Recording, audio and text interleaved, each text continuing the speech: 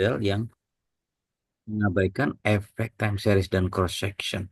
Nah, apa akibatnya? Akibatnya maka dia akan eh, kalau dengan menggunakan regresi multiple biasa, dia akan menggunakan metode least square estimate, menggunakan metode kuadrat yang terkecil, maka dia akan dapatkan model regresi bahwa eh, penduduk miskin benar nggak tergantung kepada pertumbuhan ekonomi, kemudian apalagi tadi X1, X2-nya jumlah penduduk, X3-nya jumlah penduduk, kemudian X3-nya pengeluaran konsumsi makanan, upah minimum, kemudian tingkat pengangguran, dan seterusnya. Oke, nah itu silakan dilihat untuk jadi rujukan. Salah satunya di buku Rezi, ya, Rezi Eko ini eh, kelahiran Kepri, ya, beliau di Kepri, ambil S1 di Undip Statistik, S2 di Malaysia, ya, UKM, kemudian ambil S3 di Taiwan, ngambil postdoc di Korea, dan sekarang bergabung bersama tim peneliti di BRIN. Ya, jadi eh, semester lalu kami mengajak beliau untuk mengajar bareng di S2 Matematik. Mas Rezi. Nah, ini bagus ya. Dia membuat model-model kekinian dengan menggunakan data science. Salah satu bukunya adalah tentang eh, spasial, ya, data panel yang barusan di-share. Nah, sesuai dengan apa assignment yang diberikan 2 minggu yang lalu, 3 minggu yang lalu, bahwa hari ini pengen dengar ya masing-masing agak 3-4 menit apa sih rencananya untuk project yang kedua. Ya, kalau project pertama saya belum cek ini. Saya belum cek semua sudah submit artikelnya.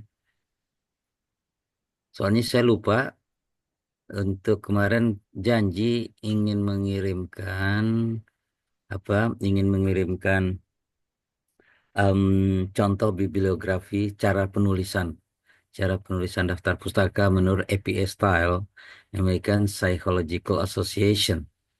Em, ya ya kena kemarin agak-agak ya overload, ya jalan ke Bandung, kemudian ada tamu workshop dengan kawan Malaysia. Baru pagi ini keingat belum mengirimkan itu. Ya, mudah-mudahan teman-teman udah bisa, ya, dari hasil diskusi kita minggu kemarin.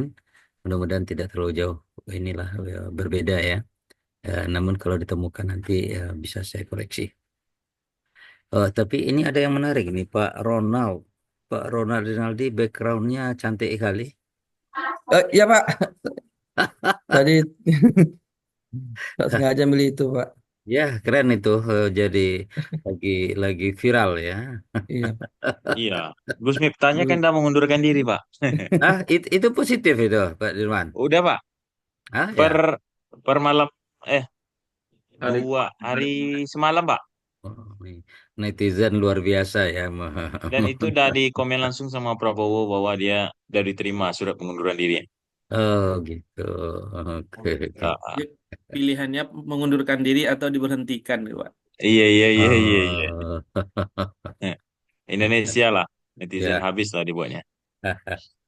Silakan Pak Ronald. Oke. Silakan Pak Ronald. Ah, Oke, baik. Gimana? Kita mulai. Siapa? Boleh. Siapa aja? Agak 2-3 menit boleh. Apa? Nyampaikan idenya, ya. Kemudian kita lihat nanti untuk kelengkapannya masih ada waktu 1 minggu. Yang pertama lihat, saya ada paper saya dengan mahasiswa udah lama, 3 tahun, 4 tahun yang lalu ya. Dia menggunakan data BPS Riau, ya, dengan menggunakan data panel. Dia terbit di jurnal mana ya? Di jurnal UIN kalau nggak salah. Nanti saya cari, mudah-mudahan nggak lupa, nggak seperti janji minggu kemarin. Oke, siapa yang mulai dulu? Biasanya Pak Trianung semangat nih, Pak Sudirman semangat ya, mau presentasi dulu. Ya, kalau ada yang bersemangat untuk 2-3 menit. belum ini, Pak, karena baru nyampe tadi malam, Pak, Oke, Pak Dirman dari Bali sama minta Pak PJ. minta cuk. Wah, ini jadi pejabat, mendampingi pejabat nih, siap-siap jadi pejabat, Pak Dirman. Amin. Nah, yang lain, ayo, Bicarakan terus. ah, ayo siapa? Masih belum sempurna, Ah, Pak. nih Sedikit Pak, baru, Pak. Pak Triano, siap. Ini, oh, langsung ininya, langsung file Excel-nya. Oke, Baik, Pak izin. ya, ya, Assalamualaikum warahmatullahi wabarakatuh. salam.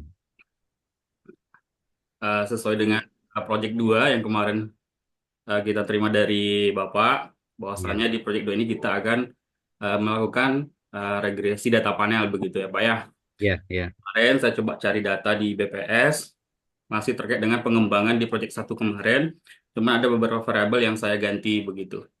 oke. Di Project 1 juga ini kemarin, kemudian di Project 2 juga, di mana saya mengambil data provinsi yang ada di Indonesia sebenarnya 34 provinsi, Pak. Karena ada Oke. 34 provinsi yang datanya lengkap di BPS terkait dengan variabel-variabel yang saya teliti. Sedangkan 4 provinsi baru itu belum ada datanya.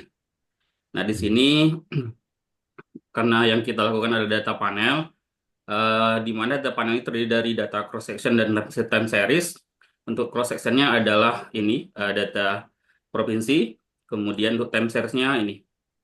Oke, di sini nanti saya akan meneliti eh, Gini rasio atau tingkat ketimpangan pendapatan Mhm. yang nantinya akan kita prediksi dengan 4 variabel, yaitu ada pertumbuhan ekonomi, investasi, pengangguran, dan upah minimum. Ini ada dasar teorinya, Pak. Ini, Ya, Pak Triano. kita ada ketemu jurnal, Pak, terkait Ah, dengan ini juga beberapa jurnal yang sudah melakukan penelitian terhadap Gini oh, rasio juga. Nanti kita oh. akan bandingkan hasil penelitian mereka dengan yang kita teliti. Kalau Nah, di teori-teori ekonomi klasik, ada penjelasan nggak bahwa Gini rasio itu dipengaruhi oleh banyak variabel? dari literatur saya baca, Pak, dari Google sih, Pak, saya baca ada beberapa Hmm. sumber yang mengatakan bahwasanya Gini rasio itu memang dipengaruhi oleh variabel-variabel yang 4 ini. Hmm. Oke. Ya, intinya ketika kita membangun model, kita punya landasan teori yang menjelaskan hubungan antar variabel tersebut. Nih, nanti kita lihat misalnya kasus Indonesia, kasus Riau, atau misalnya dipengaruhi oleh 6 atau 7 variabel, tapi kita hanya pengen lihat dampaknya atau pengaruhnya kalau hanya 4 variabel saja. Nah, itu juga memungkinkan. Tapi intinya, mestinya setiap model yang kita bangun itu ada teorinya, kecuali memang kita ingin menemukan sebuah model yang baru yang belum selama ini belum pernah diteliti orang dan ada justifikasinya. Oke, silakan lanjut Pak Tri. Ya, ini Project 2-nya juga belum lengkap ya, Pak ya, secara Oke, deskriptifnya hanya data dan hasil ujinya saja saya tampilkan dulu. Nah, oke. ini untuk datanya ada. Berarti observasinya 34 dikali 6 karena time series-nya ada 6 tahun. Berarti ada Hmm. 204 observasi. Oke. Kemudian, nah ini yang akan kita uji nanti hipotesisnya. Mhm. Apakah masing-masing variabel Oke. itu berpengaruh atau tidak berpengaruh secara parsial kita uji. Kemudian Oke. secara bersama-sama atau secara simultan juga akan kita uji. Nah, untuk regresi data panel ini, kita terlebih dahulu melakukan pemilihan model. Dalam uji regresi data panel, di mana data yang digunakan adalah data cross section, misalnya individu atau perusahaan atau negara, kemudian ada time series. Nah, makanya kita melakukan pemilihan model terlebih dahulu agar mendapatkan hasil analisis yang lebih akurat. Nah, dari literatur yang kami baca, ada 3 uji yang kita lakukan terhadap pemilihan model ini. Ada fixed effects model, ada eh, CEM, ada RM atau random effect model. Nah, terlebih dahulu kita lakukan adalah uji Chow atau fixed effect model. Kita sudah lakukan di Fuse, Pak. Sebentar. Ini adalah hasil uji Chow-nya. Mhm. Nah, di sini hasil uji Chow. Nah, sesuai dengan eh, intinya jika probability lebih besar dari 0,05 maka model adalah CEM. Jika kecil dari 0,05 maka FEM. Nah, dari hasil uji kita dapatkan nilai p-value-nya itu lebih kecil daripada alfa atau 0 dari 0,05. Maka metode yang kita ambil FEM karena dianggap lebih baik. Nah, daripada CEM. Kemudian dalam literatur juga kami baca jika model itu langsung didapati pada model CEM pada uji Chow, maka tidak perlu lagi melakukan uji Hausman dan uji LM. Tetapi karena pada penelitian ini yang didapati adalah metode FEM, maka kita lanjut ke uji Hausman. Oke. Di uji Hausman ini kita akan mengetahui apakah terdapat efek acak atau random dalam model data panel. Nah, dari hasil uji kita mendapati nilai probabilitasnya adalah 0,45, artinya lebih besar daripada 0,05. Maka metode sesuai yang di ini tadi, uji Hausman, jika lebih besar, maka model yang dipilih adalah REM atau Random Effect Model. Oke, yang ini. Selanjutnya, model yang ketiga, uji yang ketiga adalah uji LM, karena model yang terpilih adalah pada uji Hausman tadi adalah modelnya RM, kita perlu melakukan uji LM. Nah, uji LM ini digunakan untuk menentukan apakah ada efek time series individu atau bahkan tidak ada pada model. Ketika p-value kurang dari alfa, maka dapat disimpulkan ada efek pada model yang kita teliti. Nah, pada uji LM, pada aplikasi EVIS itu kita dapati nilai ujinya adalah di 0,000 atau lebih kecil dari alfa. Maka model yang akan kita gunakan dalam penelitian nanti adalah model REM atau model Random Effect Model. Nah, ini kesimpulannya, Pak. Pada uji Chow tadi di awal kita dapati model yang kita dapati adalah model FEM. Kemudian pada uji Hausman menunjukkan bahwasanya REM lebih tepat. Kemudian pada uji LM juga seperti itu, REM hasilnya, maka kita gunakan model REM untuk penelitian ini. Nah, berdasarkan literatur yang dari saya baca di Google, jika model yang terpilih adalah REM, maka tidak perlu melakukan uji asumsi klasik seperti itu, Pak. Ini nanti mungkin butuh penjelasan juga nih, Pak, dari Bapak, karena kita juga belum paham terkait ini. Cuman dari literaturnya dapatnya seperti itu gitu, Pak. Maka di dalam penelitian ini saya tidak melakukan uji asumsi klasik, Pak. Kemudian lanjut kita ke regresi data panel, Pak. Berdasarkan model REM yang tadi sudah kita dapati, maka di sini kita dapati persamaan regresi data panelnya seperti berikut. Nah, ini tidak akan saya jelaskan, Pak. Mungkin bisa dibaca saja di kawan-kawan nanti.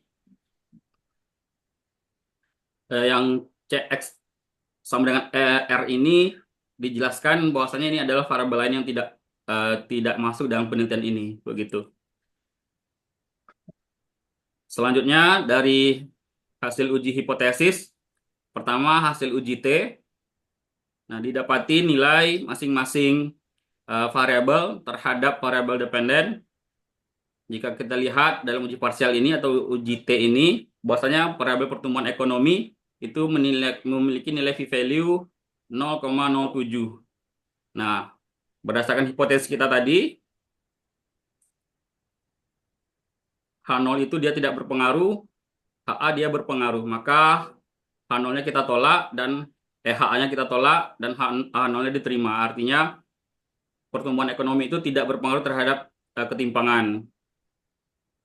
Kemudian yang kedua, variabel investasi diperoleh nilai p-value-nya itu di 0,003, kecil dari nilai signifikasinya di 0,05. Maka H0 ditolak dan HA diterima. Artinya investasi berpengaruh. Oke, yang ini tadi. Ini sudah saya tandai hijau di hipotesisnya. Kemudian begitu juga di uji T untuk variabel pengangguran, tingkat pengangguran. P-value-nya di 0,3 lebih besar dari nilai signifikasinya di 0,05. Artinya variabel tingkat pengangguran tidak berpengaruh. Di variabel yang keempat itu upah minimum. Didapati nilai p-value-nya di 0,000 lebih kecil dari 0,05. Makanya variabel upah minimum ini berpengaruh terhadap ketimpangan di Indonesia, ketimpangan pendapatan di Indonesia. Kemudian yang kedua adalah hasil uji F-nya.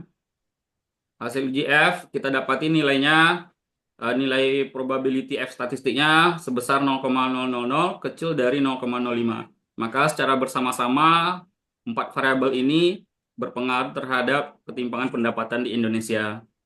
Nah, untuk koefisien determinasi kita ingin melihat seberapa besar atau seberapa persen masing-masing secara keseluruhan variabel prediktor ini bisa menjelaskan variabel dependennya.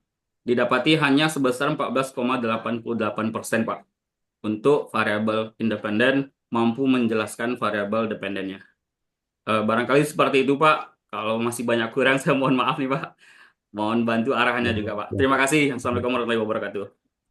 Salam. Mungkin ada komentar dari teman-teman yang lain dulu. Gimana nih teori ekonominya? Apa aja variabel yang tidak tidak ini tadi yang tidak signifikan tadi Yang tidak signifikan tadi ada dua variabel, Pak. apa aja? Variabel pertumbuhan ekonomi dan tingkat pengangguran. PPT pertumbuhan ekonomi. Gimana itu kawan-kawan yang di ilmu ekonomi nih? Em, Tadi ketika membangun model Pak Triano memasukkan keempat variabel untuk menjelaskan perilaku Gini rasio. Ternyata data Indonesia menunjukkan bahwa ada dua variabel yang tidak signifikan. Nah, ini jadi masalah ini. Masalahnya Pak, yang tadinya kita duga akan mempengaruhi Gini rasio, ternyata di dalam data yang kita analisis dia tidak signifikan, ya ada dua variabel tidak signifikan. Nah, masalah yang kedua adalah begitu rendahnya koefisien determinasi. Artinya kita perlu kasih saran ke Pak Trianung nih, yang dua hal ini seperti apa nih mengatasinya. Ini yang teman yang pertama tadi yang dua variabel yang tidak signifikan ini seperti apa ini menurut teori ekonomi?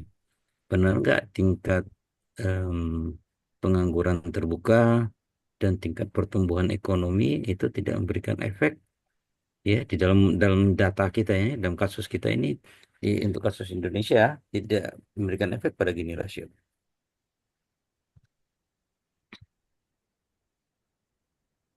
Gimana? Yang teman-teman yang background ilmu ekonomi nih biasanya nih.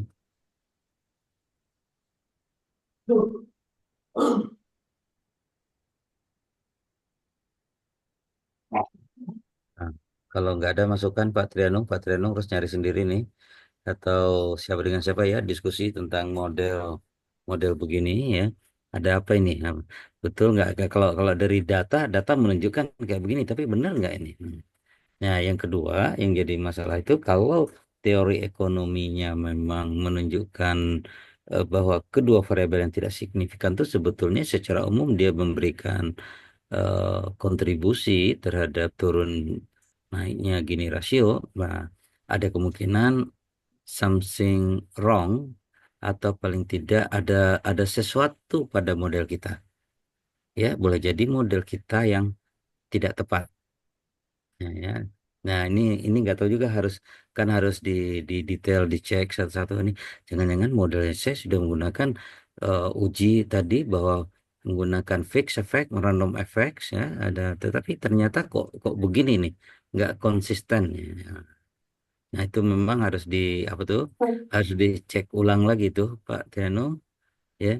Kalau betul strong hubungan antara tingkat pengangguran terbuka, tingkat pertumbuhan ekonomi terhadap apa tadi Gini rasio, maka boleh jadi cek lagi model kita ini. Mungkin ada sesuatu nggak yang tidak tepat ini.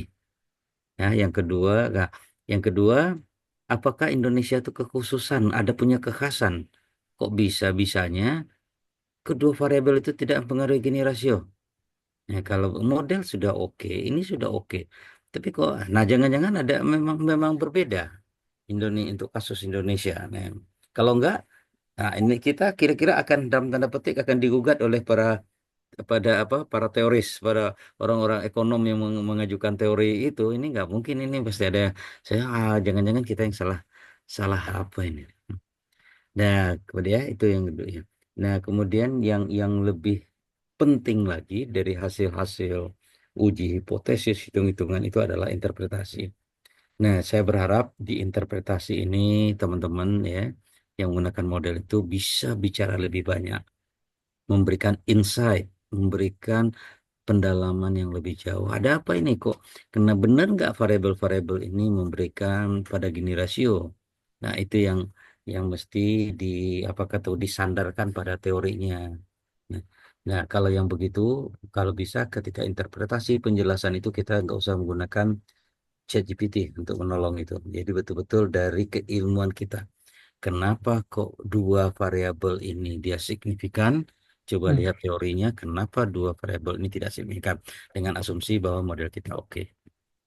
Ya, mungkin itu saja ini penjelasan umumnya, Pak, Pak izin Pak, Triadi. Ya, ya. Weldy Pak. Pak Weldy, ada saran nih Pak Weldy. Pak, saya ingin nanyakan juga mungkin pertama mungkin nanti treatmentnya mungkin dari Pak Adit, kemudian nanti mohon membantu juga Pak untuk penjelasannya Pak.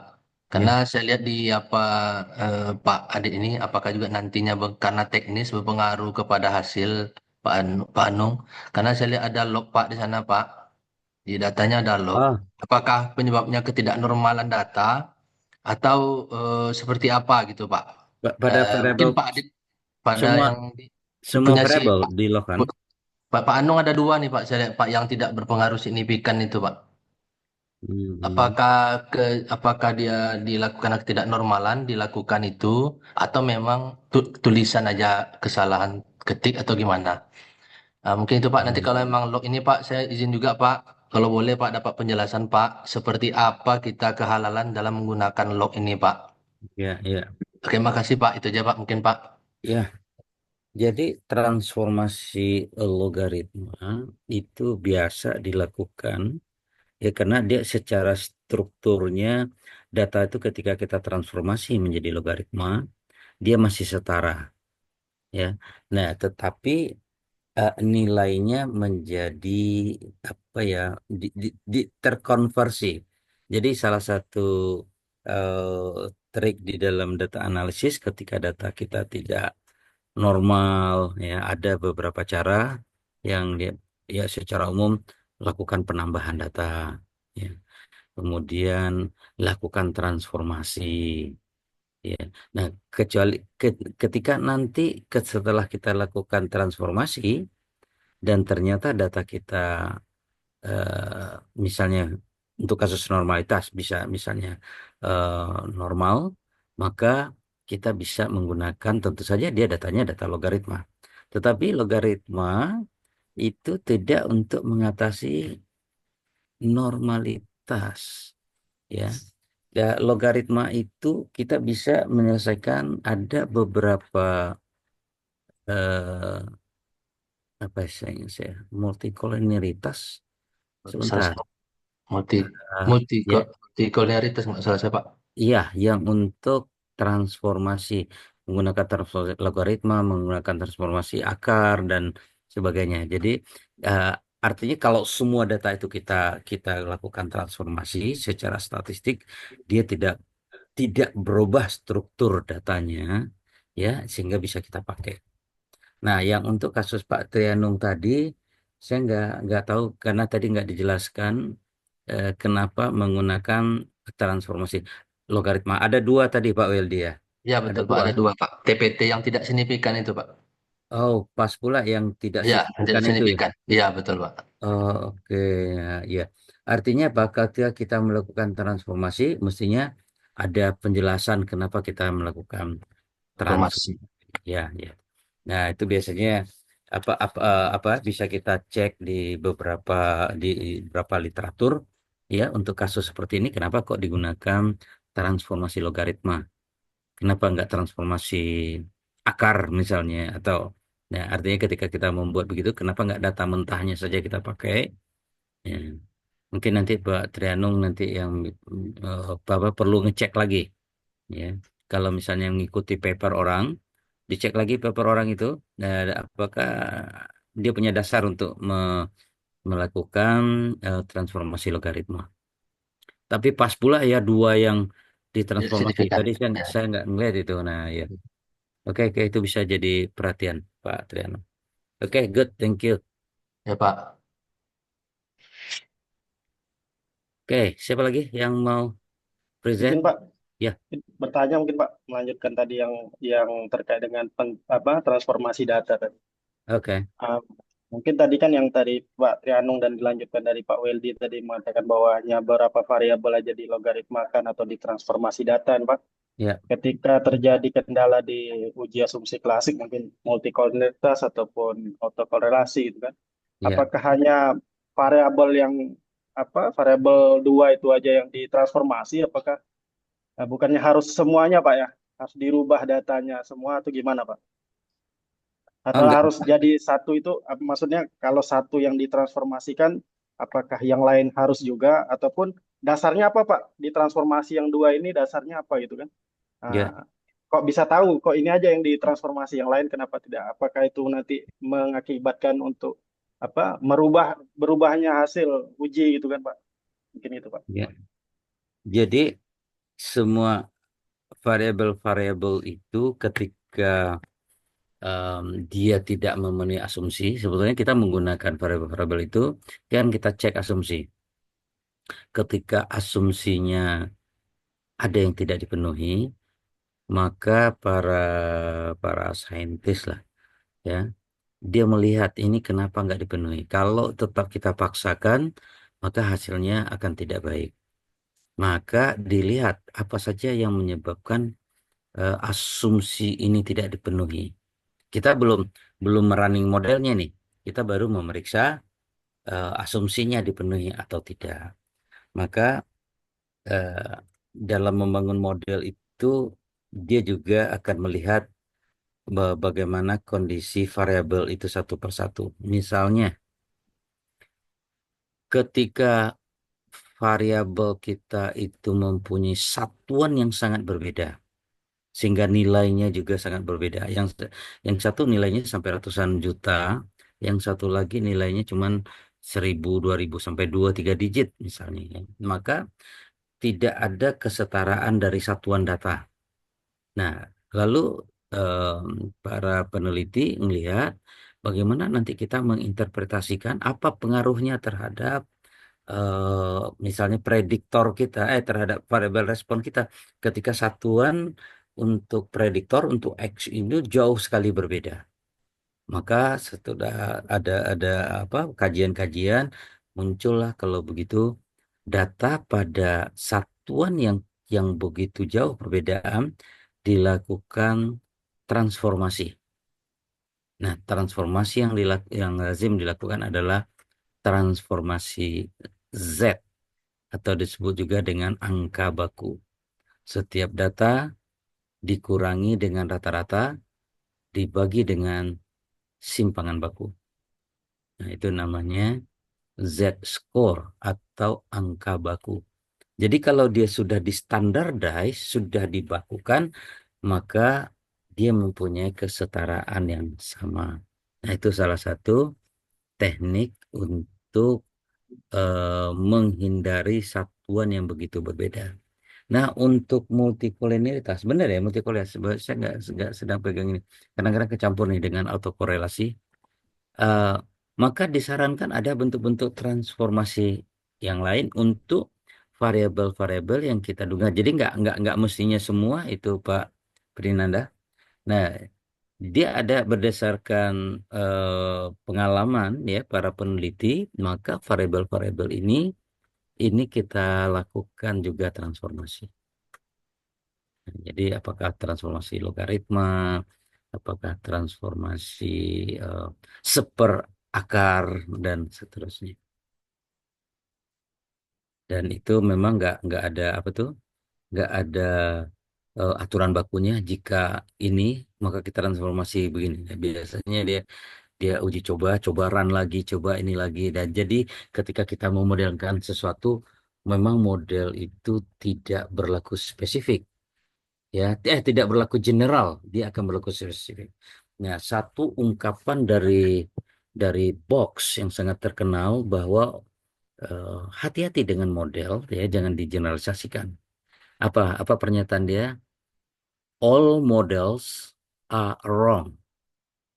Ya, semua model itu salah, but some are useful. Tetapi sebahagian bermanfaat.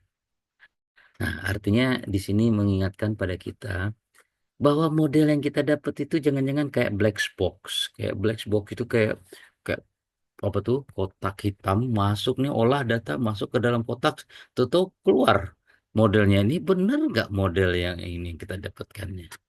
Jadi artinya memang eh, perlu kehati-hatian model itu, dan dia sangat tidak, belum tentu, sangat tidak apa ya, tidak berlaku umum, ya. Untuk kasus yang berbeda bisa jadi dia juga berbeda. Ya, maka peringatan dari Box tadi apa ya, mengingatkan pada kita bahwa nggak gagah juga kita dapat model-model yang seperti itu, tetapi ya mungkin ada manfaatnya katanya. Itu kira-kira Pak Primanda. Izin, Pak. Ya. Ya, mau bertanya Pak terkait dengan hasil uji itu.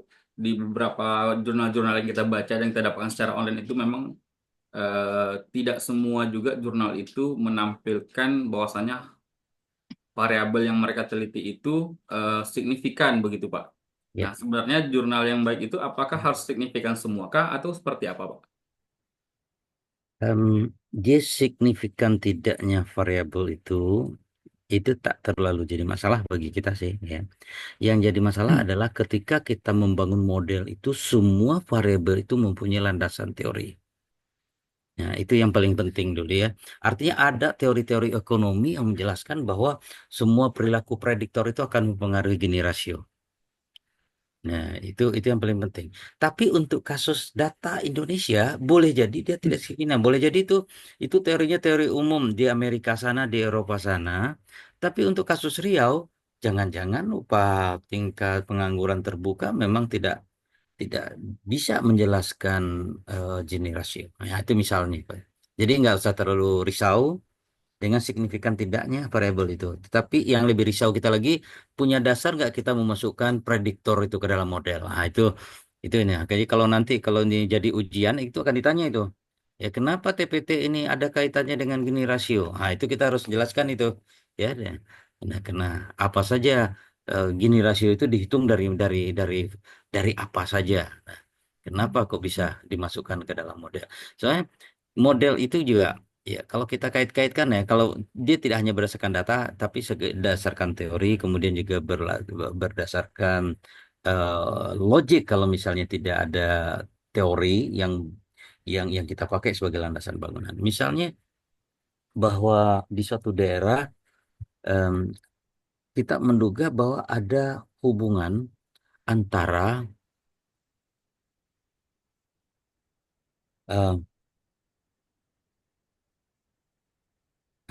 ada hubungan antara, wah, ini ada kemarin contoh ekstrim, antara banyaknya janda dengan banyaknya kucing di suatu kampung. Kayak gitu tuh, ya. Kemudian ada data, ini misal ya. Ada ini, ya, di sana banyak, ya, nanti jangan jangan tersinggung pula nih Bapak Ibu, ini perumpamaan model aja, membangun model. Nah, ini kok Juga penelitian itu, mengada-adain. Pak. Hah? Enak juga penelitian itu, Pak. Nah, ini kan penelitiannya mengada-ada. Gimana ya? Tapi kalau benar ada datanya, disupport itu menjadi model. Nah, kenapa ada variabel apa tuh moderasi di tengahnya ya? Kalau dia ini ternyata di daerah itu tidak ada apa ya, tidak ada pemangsa apa kalau kucing biasanya ya. Artinya bisa jadi dia variabel itu tidak berhubungan langsung, tapi ada variabel moderatornya misalnya ya. Tetapi secara keilmuan model yang seperti itu nggak make sense ya untuk kita bangun. Nah itu meskipun Pak Weldy tadi katanya menarik ya, tapi nggak make sense ya. Tapi kalau ada justifikasi ilmiahnya supaya apa? Kalau dia begini, kalau banyak janda di situ, kucing banyak, ini akan punya potensi ekonomi yang seperti apa? Nah, itu kan lain lagi ya. Tapi kalau secara umum itu agak mengada-ada ya. Kalau saya itu kalau di S1 saya bilang ada nggak hubungan nilai dengan jaraknya tempat tinggal Anda ke kampus. Kalau misalnya ya, nilai Anda, kita punya data Y, nilai Anda, jarak tempat tinggal Anda ke kampus adalah X. Ada nilai Y, ada nilai X. Anda buat fit menjadi model regresi. Dapat itu modelnya. Nah, nah nanti tapi apa maknanya nih? Apa sense-nya? Ya jarak. Nah, kalau Anda mengada-ada, ya bisa aja kita cari-cari apa ya. Kalau semakin jauh jarak kita ke kampus, kita jadi capek kalau datang ke kampus. Nah, kalau capek kita nggak fokus untuk belajar sehingga ujiannya jadi jadi jadi jeblok, jadi jatuh ya. Jadi, ah, itu kan agak mengada-ada dia membangun model, maka harusnya ada support teorinya, yang kayak begitu loh. Ya, ekstrim ya contohnya nih. Oke, ya. Ada lagi siapa lagi yang mau maju? Jangan nanya. Oh, ini kesempatan untuk dengar ini apa yang udah Pak Dirman udah angkat tangan ya, baru balik tadi malam. Yang lain, masa baru balik juga Ada, tadi malam? ada Pak. Ini Oh, sikit Pak. oh, ada. Di apanya? Ini saya tayangkan Pak. Sikit aja Ah, tapi Pak. tuh. Yang balik tadi malam aja ada sedikit. Nah, sama yang nggak, yang masih di rumah seminggu mana nih?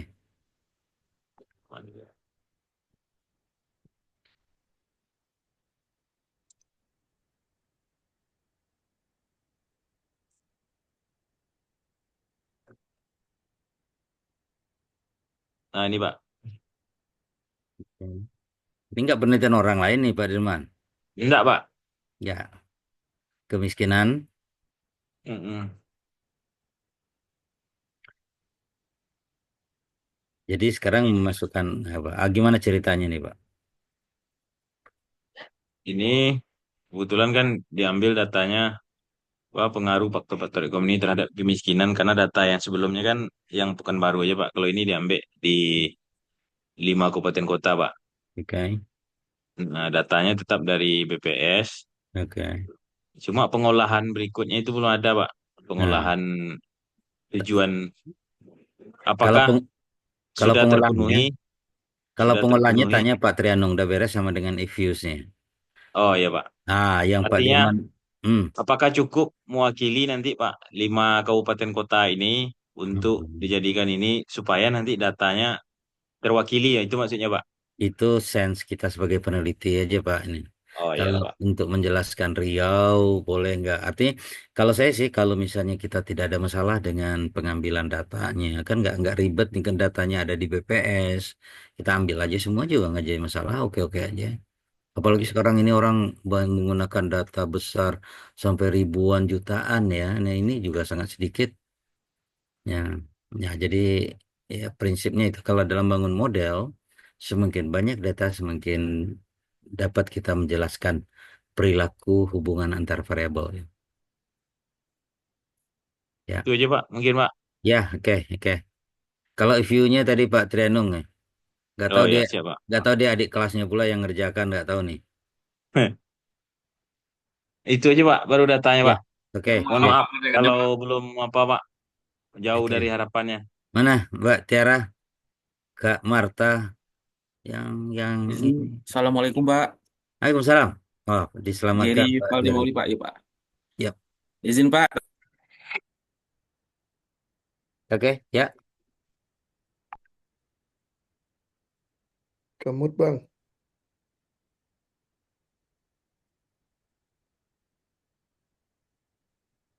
Jer, nak dengar suaranya Jer? Mut, mut. Hmm. Suara Pak Giri. Oh, masih ini, masih mute. Ah, ya Halo, udah. Assalamualaikum Pak. Ya Pak. Ya. Termute Pak pas share data tadi Pak. Oke. Di sini saya mendapat kendala Pak. Mungkin akan menjadi pertanyaan utama saya ketika mengolah data yang udah saya olah ini Pak. Ya. Tadi kan seperti yang disampaikan oleh Pak Trianung.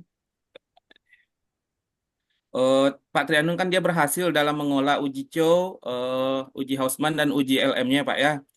Nah, Mhm. di sini saya mendapat kendala, Pak, pada saat melakukan pengujian Hausman dari data yang udah saya kumpulkan itu, Pak. Saya tampilkan dulu sebentar, Pak. Untuk sebelumnya saya jelaskan, Pak, izin, Pak. Untuk Hmm. data itu masih ada kaitannya dengan penelitian saya sebelumnya, di mana saya melihat pengaruh kinerja keuangan terhadap perbankan di syariah. Di sini untuk data panelnya saya mengambil data perbankan syariahnya itu dari data yang ada di bank yang tersedia di OJK itu Pak, BUS, Mhm. UUS dan BPRS Pak. Oke. Ya, cross check Tahunnya, untuk time timnya Pak. series, time seriesnya. Time seriesnya itu saya tampilkan dulu data Excelnya Pak sebentar Pak.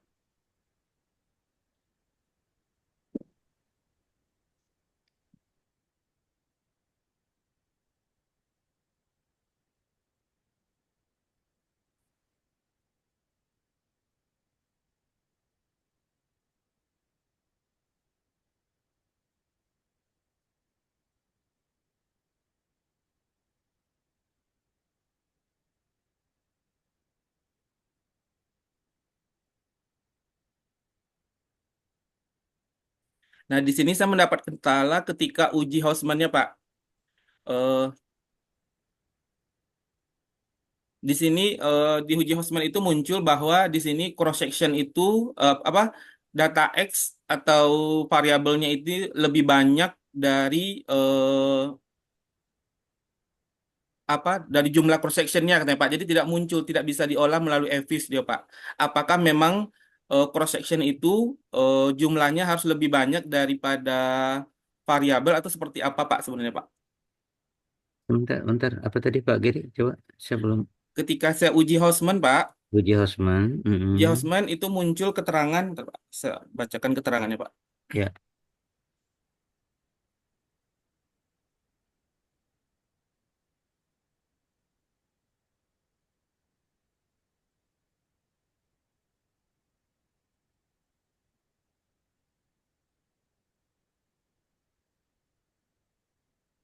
Random effect estimation requires number of cross section lebih besar dari number of choose for between estimator for estimate of RA innovation variance katanya Pak. Em, coba bisa dikopas nggak? Dikirimkan ke WA atau Dikirimkan ke kalau nggak di screenshot. Jadi random effect memerlukan the number izin of. saya share di grup kelas ya Pak. Oke, ya, ya.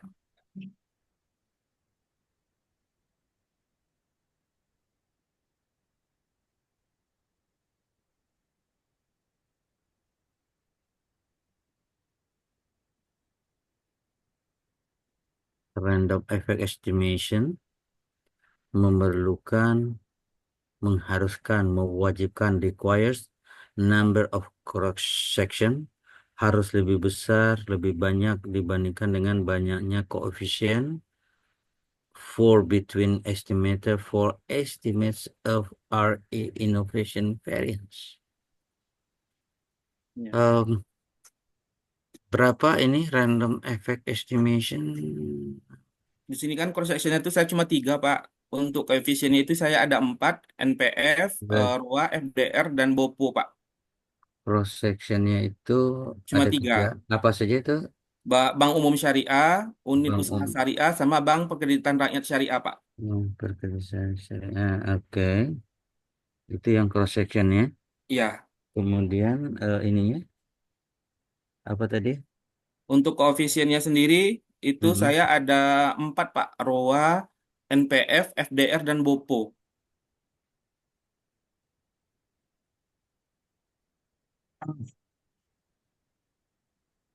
Oke, ada 4. Ini ada 3. Ini berarti ini prediktornya. Ada yang punya pengalaman?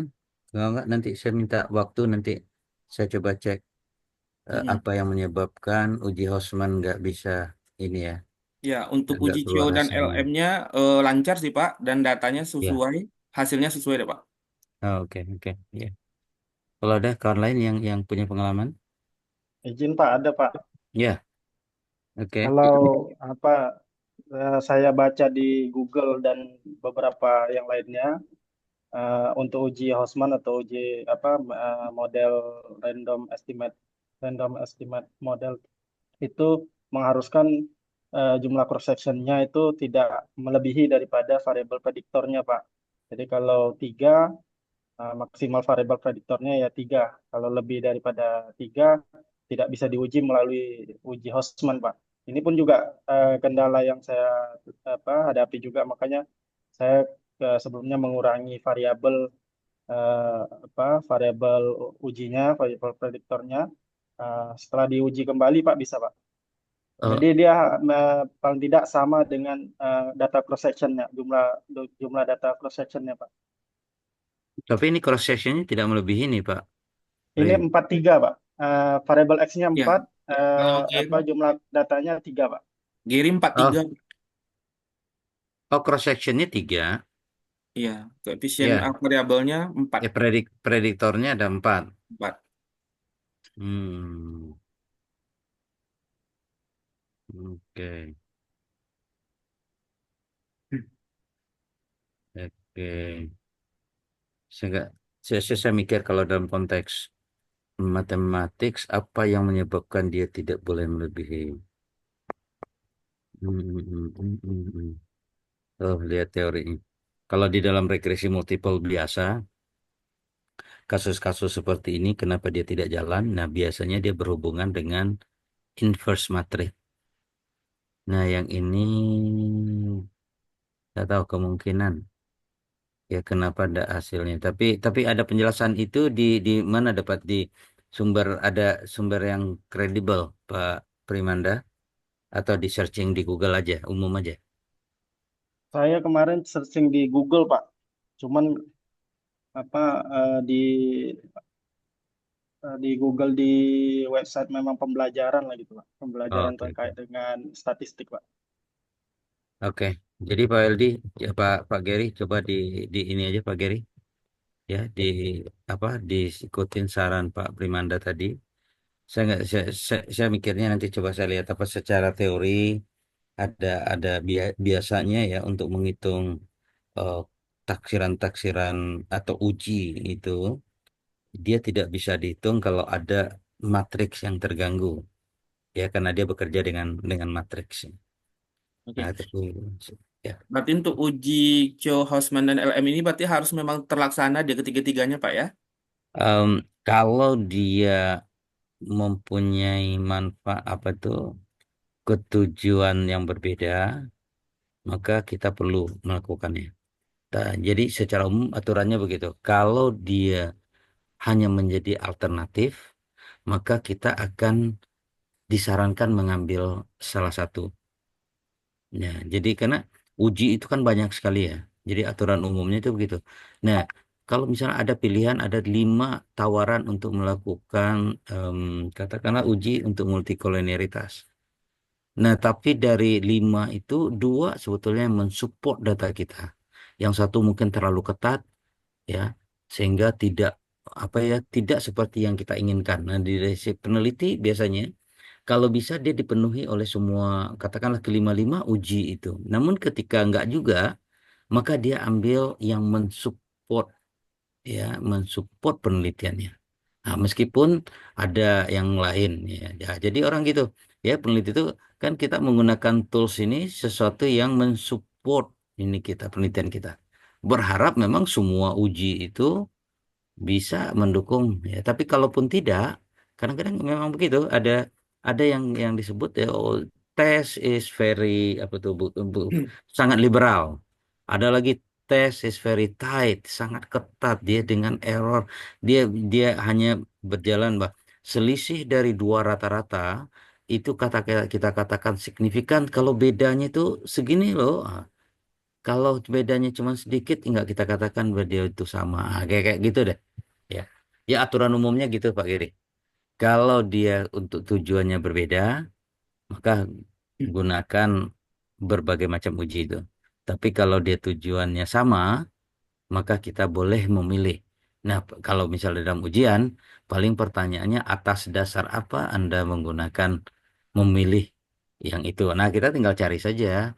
Banyak tuh alasan yang bisa kita, misalnya dia lebih fleksibel sehingga mendukung hasil penelitian saya. Nah, kenapa dia fleksibel? Karena bla bla. Artinya apa? Orang untuk menemukan itu kan udah melakukan beberapa kajian ya, dia lakukan simulasi, dia kajian. Sehingga sekarang kuat-kuatan orang mau menggunakan uji yang mana. Nah, itu juga. Oke, Pak. Ini kan ada Oke, thanks. Ya, izin Pak, sebentar Pak. ya, Ini kan ada keterkaitannya dengan penelitian saya di sebelumnya yang proyek satu ya Pak ya. oke. Eh, di mana seperti yang Bapak sampaikan tadi ada beberapa variabel dia tidak signifikan tapi berpengaruh positif ataupun negatif terhadap Pada berespon. terhadap respon ya betul Pak. Nah, cuman apakah ini kita kan bisa jelaskan nanti Pak make sense-nya seperti apa dan pengaruh di lapangannya seperti apa. Berarti itu nggak apa-apa sebenarnya Pak ya. Ya, nggak apa. Nah, tapi boleh juga artinya kalau dia tidak signifikan, coba Pak Geri run variabel yang signifikan saja. Oke. Nah, Iya Pak. Kalau di artinya penelitian iya Pak. artinya kalau dia tidak signifikan ke dalam model, dia tidak memberikan kontribusi yang nyata, yang signifikan untuk menjelaskan perilaku variabel respon. Terus ngapain dia masuk ke model? Menyemak aja katanya, menyemak aja. Nah, jadi dia oke kalau misalnya cuman R kuadratnya hanya bedanya cuma 1%, ya, karena dia semakin banyak variabel prediktor, maka semakin rumit kita menjelaskan turun naiknya variabel respon, ya. Nah, itu ya untuk mendapatkan satu data aja mungkin sangat mahal. Misalnya contoh sekarang itu untuk memprediksi apakah seseorang berhasil masuk perguruan tinggi Y, ya, misalnya dia dipengaruhi oleh seperti apa IPK dia waktu SMA, seperti apa ada apa ya, tergantung kepada IQ, tergantung kepada IPK, tergantung kebiasaan mengajar dan sebagainya. Andaikan ternyata IQ tidak signifikan untuk melihat keberhasilan ya ketika dia kuliah, ya apakah IPK dia kuliah akan dipengaruhi oleh hasil belajar, bukan IPK kalau SMA ya, hasil belajar apa atau hasil ujian murni NEM atau apa gitu ya, dipengaruhi oleh itu, dipengaruhi oleh IQ dan sebagainya. Andaikan penelitian sebelumnya menunjukkan bahwa IQ tidak signifikan untuk menentukan IPK ketika mahasiswa di semester 2. Ya, karena semester 2 untuk menentukan apakah dia akan drop out atau tidak di bawah 2 atau di atas 2. Maka artinya ketika mahasiswa itu mau masuk jadi ini kita tinggal memeriksa saja variabel-variabel yang signifikan. Tidak perlu dia memberikan informasi hasil psikotesnya, IQ. Ya, artinya akan mengurangi biaya. Jadi setiap orang yang mau masuk kuliah tidak perlu ketemu psikolog, tidak perlu. Kenapa? Karena IQ tidak memberikan em, kontribusi yang signifikan untuk IPK ketika mahasiswa. Nah, misalnya begitu ya. Artinya apa? Ketidakberadaan variabel-variabel itu boleh jadi nanti ada pengaruh efisiensi secara ekonomis dan ya boleh jadi coba coba nanti coba dilihat kalau misalnya di run saja dengan dua variabel prediktor seperti apa modelnya. Ya. Oke Baik, baik ada Pak. lagi? Ya, Izin Pak, saya Pak Baldi Pak nanti Pak. oke.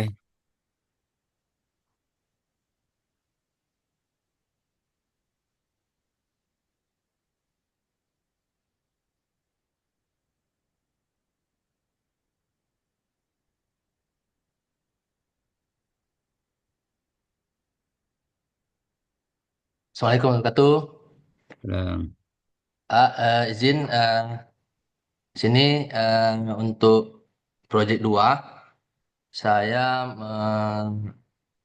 kembali mengangkat permasalahan tentang kemiskinan. Untuk judulnya nanti itu pengaruh Indeks Pembangunan Manusia atau IPM, Indeks Pendidikan, tingkat pengangguran, jumlah penduduk terhadap penduduk miskin di kota Provinsi Jawa Barat. Mengapa saya mengambil di kota-kota Provinsi Jawa Barat? Pertama, Jawa Barat sendiri itu termasuk 3 besar atau 2 besar selalu menjadi persentase yang mengalami terbesar untuk masalah kemiskinan. Kemudian lagi kota-kota karena adanya migrasi dari masyarakat desa ke kota yang terbanyak yang memiliki kota provinsi salah satunya adalah Jawa Barat. Maka alasan saya memilih itu. Kemudian saya sudah untuk data yang saya ambil yang akan saya olah itu ada 9 cross section kota-kota yang memang bukan pemerintah kabupaten tapi pemerintah kota di Jawa Barat. Kemudian ada eh, untuk time series dari 2013 sampai 2022. Ada 4 variabel X dan 1 Y. Mungkin bisa dilihat untuk kawan-kawan dan Bapak. Kemudian lagi untuk uji, saya sudah melakukan pengujian. eh Teknis hampir sama dengan apa yang disampaikan dengan Pak Anung tadi, Pak Adit tadi, Tri Anung. Dan alurnya pun juga untuk pengujian sama. Pertama saya melakukan uji cow. Uji cow ini menghasilkan karena hasilnya probabilitasnya di bawah 0,05 lebih kecil, maka yang dipilih adalah FEM. Kemudian dilanjutkan karena terpilih FEM dilanjutkan dengan uji Hosman. Uji Hosman begitu juga sama berbeda itu menghasilkan nilainya probabilitasnya di atas dari 0,05 sehingga kesimpulannya terpilihlah RAM atau Random Effect Model. Kemudian karena terpilihnya RAM berdasarkan juga literatur, maka harus dilanjutkan lagi dengan uji LM test. Kalau seandainya terpilihnya FEM, uji sudah selesai di uji Hosman. Tidak perlu lagi lanjutkan LM test karena hasilnya saya menghasilkan kesimpulannya RAM di uji Hosman, maka dilanjutkan dengan LM test. Kemudian dapat disimpulkan kembali bahwasanya yang terpilih adalah random effect model karena probabilitas di bawah 0,05. Karena perbandingannya 2:1, maka dapat disimpulkan atas penelitian saya ini dipilihlah random effect model sebagai model yang terbaik untuk digunakan. Kemudian dilanjutkan dengan uji T dan uji F dan bisa dilihat di presentasi di slide-nya. Dapat juga pada uji F dapat disimpulkan juga bahwasanya variabel independen berpengaruh secara simultan terhadap penelitian ini dan juga untuk uji koefisien determinasi berpengaruh secara simultan. Namun memang untuk koefisien determinasi ini Pak didapat adjustment R square-nya 48,7%. Artinya juga kalau masih di bawah, kalau apakah ini sudah bisa dinilai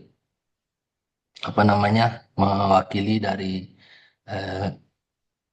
hasil dari variabel yang diangkat ini bisa mewakili dengan penelitian ini. Karena yang sisanya ada 51 atau 52% lagi yang dipengaruhi oleh variabel lainnya.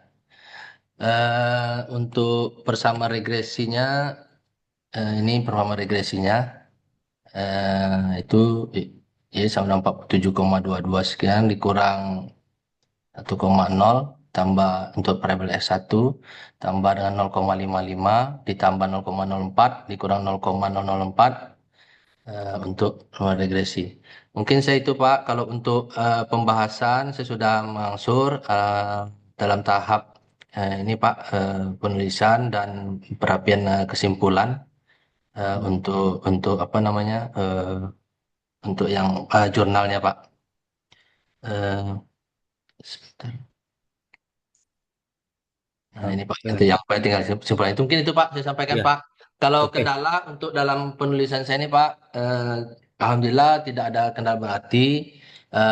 Insya Allah mungkin dalam tahap penyelesaian aja Pak. Kemarin cuma di awal-awal tadi kemarin karena saya mungkin kurang mungkin observasinya masih kurang dari time series. Kemarin sempat saya di dalam pengujian saya menambahkan waktu. Alhamdulillah dapat hasil yang lebih lebih yang saya inginkan gitu Pak. Maksudnya Ya, lebih lebih bisa di ini bisa dijelaskan lagi gitu Pak. Mungkin itu Pak informasi Pak. oke, baik. Terima kasih. Ya, sebelum yang terakhir, kalau bisa satu lagi aja cukup ya. Oke, ada komentar, ada saran untuk Pak Weldi? Izin bertanya, Pak. Janganlah tanya Pak Tirano. Kasih saran untuk Pak Weldi. Pak Beldi, Ya. mantap, Pak.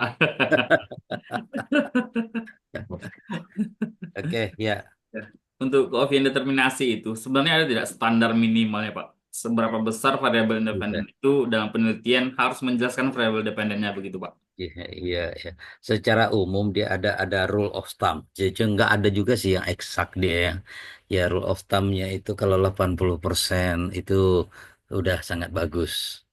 Ya. Tapi bagaimana kalau 78%? Bagaimana 75%? Nah, kayak begitu ya.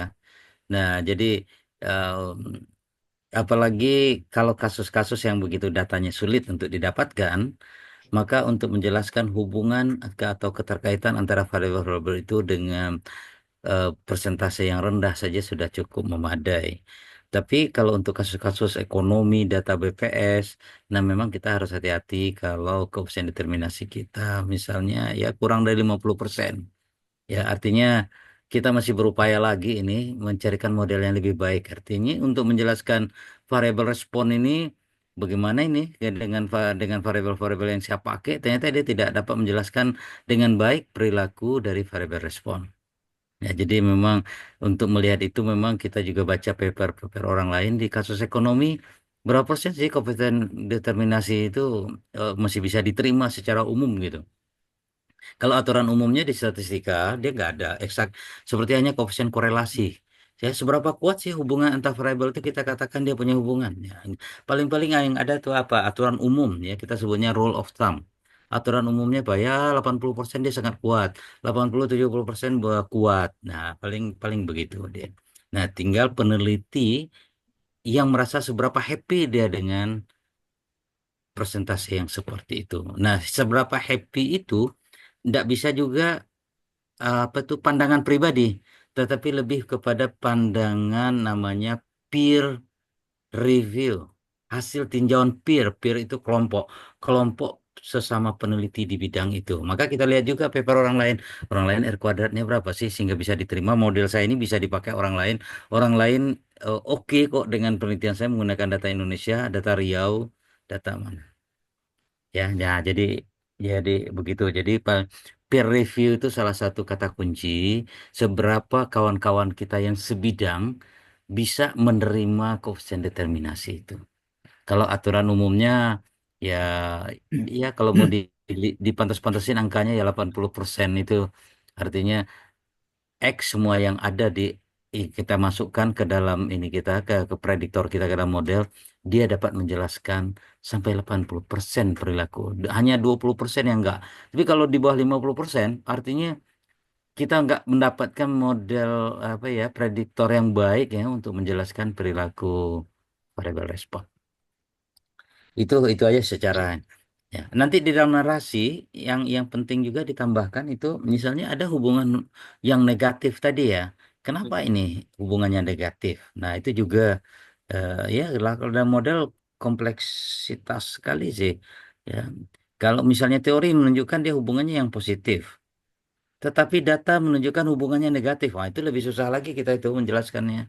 ada apa ini kok tiba-tiba negatif? Apakah ya kalau di dalam buku em, apa ini econometrics yang econometricsnya India si siapa? Ah, hmm, basics econometrics kok lupa pula. Itu yang biasa dipakai. Nah, dia nyatakan selain the violation of Gauss assumptions, ya, apa violation Gauss assumption tadi, multicollinearity, heteroscedasticity, dan seterusnya, ada satu lagi unspecified model. Model itu nggak bisa kita nyatakan dengan baik, kita spesifikasikan dengan baik. Damodar Gujarati, ingat. Gujarati itu mengatakan begitu ya. Jadi ya memang harus berbasis keilmuan kita ya untuk membangun model itu ya. Saya sebagai orang statistik ya enggak agak kalah lah dengan saudara-saudara yang basis keilmuannya di ilmu ekonomi untuk membangun membangun model model ekonomi. Ya, jadi jangan lupa banyak baca ya sambil-sambil di kantor. Saya pengen baca artikel ini sedikit dulu sebentar agak 5 menit. Nah, atau pulang kantor lah. Kalau jam kantor pulang ngambil nanti marah pula bos kan. Oke, gitu ya, Bapak Ibu, Saudara. Ada lagi last presentation hari ini. Saya Pak, Pak Primanda.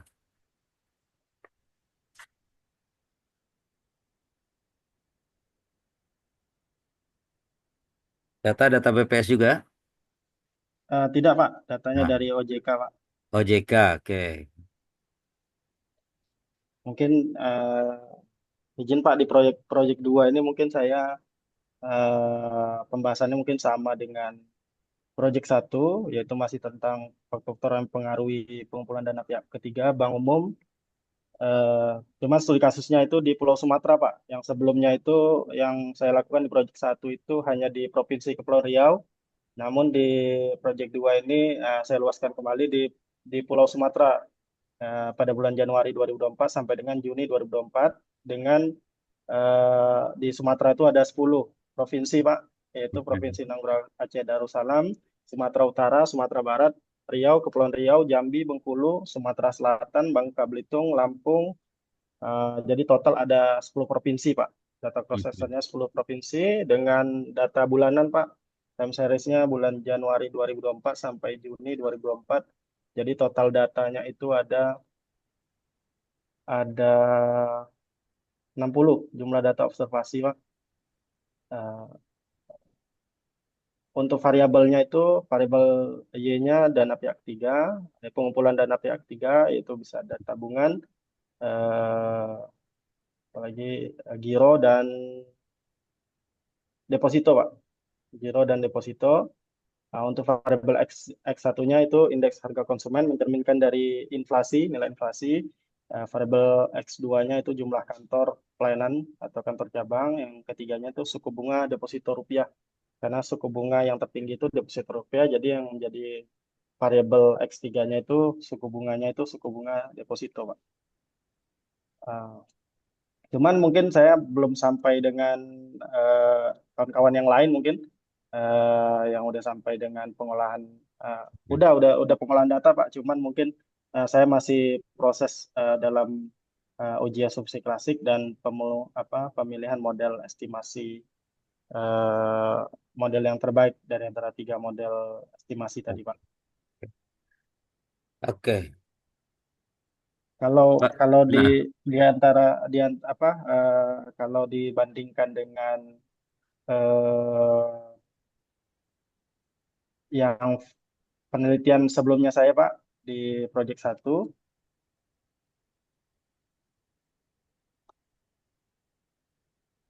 mungkin hasilnya itu kalau secara secara apa secara simultan berpengaruh, namun yang parsialnya hanya 2 variabel, yaitu variabel net profit finance atau kredit macet dan suku bunga aja yang eh, berpengaruh secara parsial terhadap pengumpulan dana pihak ketiga. Inilah yang menjadikan apa namanya ketertarikan saya, Pak, mungkin untuk penelitian yang kedua ini karena apakah yang 2 variabel tadi itu memang tidak berpengaruh gitu, ataukah hanya karena di Kepulauan Riau aja nih. Jadi saya melebarkan lagi, Pak, jadi ke Sumatera. dengan harapan bahwa proyek 2 ini variabel-variabel yang sebelumnya tidak berpengaruh secara parsial ini bisa didapati hasil berpengaruh secara parsial mengikuti dengan mungkin teori-teori yang ada sebelumnya, Pak. Oke, oke, good. Saya kira apa ya, good progress ya. Em, Mungkin catatan umum saja eh, untuk tesis sebaiknya memang berangkat dari permasalahan. Ada masalah yang memang harus kita selesaikan. Tapi kalau untuk tugas ini, boleh-boleh kalau bisa diarahkan begitu. Artinya apa? Kalau masalah ini kita selesaikan, maka siapa yang diuntungkan? Ada sesuatu ya, ini mungkin itu perlu dicari. Jadi bukan masalah penelitian, tetapi betul-betul real problem yang akan kita selesaikan. Nah, itu kalau bisa begitu kayak Pak Primanda barusan, kalau misalnya kita dapat benar ini dapat model untuk Sumatera, maka apa nih para perbankan bisa memperkirakan dana pihak ketiga atau seperti apa ya, sehingga yang selama ini ada kebuntuan ada apa ini bisa selesaikan. Nah, kayak gitu. Nah, jadi sekarang ini penelitian-penelitian dengan pengolahan data itu diharapkan begitu, bukan bukan kita nyari-nyari kasusnya, betul ada masalah yang kita selesaikan. Ya itu di. Nah, nanti untuk tesis itu juga begitu. Itu akan apa ya? Akan lebih terasa manfaatnya ketika betul-betul kita menyelesaikan real problem. Ya, ya. Kalau tadi kan kita lebih kepada semacam membangun model untuk pemenuhan exercise ini kita lah, pengetahuan kita. Ya, nah belum tentu itu menyelesaikan betul-betul masalah masalah real di lapangan. Ya. Nah, ya tetapi kalau bisa kalau tesis betul-betul carilah masalah real ya, mulai kita merapikan datanya yang nggak beres kita sehingga betul ketika kita menulis sesuatu kita tuh menyelesaikan satu masalah di bidang ekonomi ya, itu barangkali ya. Tapi yang tampil barusan alhamdulillah ya, saya oke ya, artinya baik ada progres. Artinya yang tidak tampil bukan tidak oke, tapi mungkin masih malu-malu ya. Ya, Mbak, tadi Kak Marta, Kak Tiara juga masih belum ini, Mbak Dwi, yang Putri ini ya, masa bapak-bapak terus ini yang majunya. Oke, mudah-mudahan artikel ya untuk minggu depan. Saya tadi sambil nyari-nyari mana artikel saya yang publish menggunakan data BPS tentang data panel. Nah, nanti kalau ketemu dikirim. Ya, tapi boleh juga di searching. Kalau di searching atas nama saya, kami nulisnya bertiga berempat ya. Ada nama mahasiswa saya namanya Mardiah. Dia ketika magang di BPS, dia nulis itu Mardiah dengan siapa ya? Ferry Fadli lupa ya.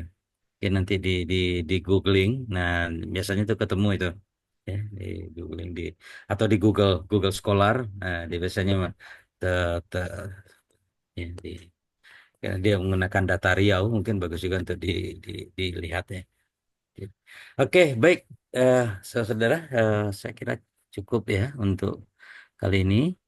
Eh, Artikel itu saya belum cek ini semuanya udah submit yang artikel yang kemarin. Udah, Pak. Udah ya. Udah, Pak. Oke. Kalau ada yang PD, saya boleh juga di ini Pak. Saya PD Pak untuk diseriusi publish di jurnal. Nah, nanti eh, misalnya PD-nya apa? Datanya oke, menggunakan ChatGPT-nya sedikit, banyak bahasa sendiri. Itu kan PD itu. Tapi kalau mostly 80% ChatGPT atau nggak PD itu. Ya, yang kayak gitu. Nah, nanti bisa kita telah. Kalau memang bisa publish ya dengan data yang sekarang ya udah poin satu itu ada modal untuk ini persiapan tesis ya. Meskipun bukan topik ini juga nanti yang akan dibahas untuk tesis. Tapi udah wah selagi mahasiswa saya bisa publish satu satu ini di jurnal. Nah, cari jurnal yang Sinta 6 Sinta 5 itu kan nggak lebih ringan ya. Kalau Sinta 1 Sinta 2 ya lebih berat lah.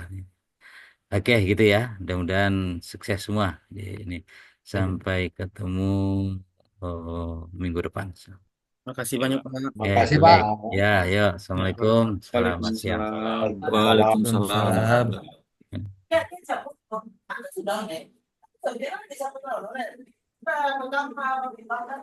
Ketua, Ah, kemarin Putri sama Tiara kan udah ngasih desain baju tuh. Nah, tinggal disepakati aja tuh. ya ikut aja lah. Saya ikut yang banyak aja. Nanti tak usah saya ini. Awak ikut aja berapa harganya. Habis itu langsung kita apa? Warnanya Mulai. belum duduk ketua warnanya. Ya makanya ikut yang banyak aja. Kalau saya nentuin tidak enak nanti. Warna baju ketua Ada kemarin. Pak, ada baju di Panam tuh yang bagus gitu ah. Ah, siap. Di Panam. Oke. Ray. Ray. Ya, Baju Nggak ataupun apa-apa. tekstilnya juga. murah juga tuh. Boleh. Tak ada masalah. Awak ikut aja. Pokoknya kabari aja gitu ah kalau berapa ininya. Siap. Jam berapa lagi kuliah nih? Jam 1 kan? Satu. Jangan tua. Satu ya, sama Pak Endro. Jangan tua. Ya. Oke. Jadi gimana oke, ketua oke. di polling aja warna apa atau gimana nih ketua? Gimana? Ya polling aja lah polling. Warna nih kita Ya. polling aja lah di grup. Jadi Ya, biar polling lah. ada progres Polling kan. aja. Ya, Baju polling ketua aja lah. kemarin tuh bagus warna ketua. Hah? Baju ketua waktu kuliah di Menara tuh ah. Bagus warna. Nah, Ja- Jangan nanti sangkanya sama pula dengan baju sekper saya lagi. Yang lain aja lah. biar anggota sektor pula kami tim. Hahaha.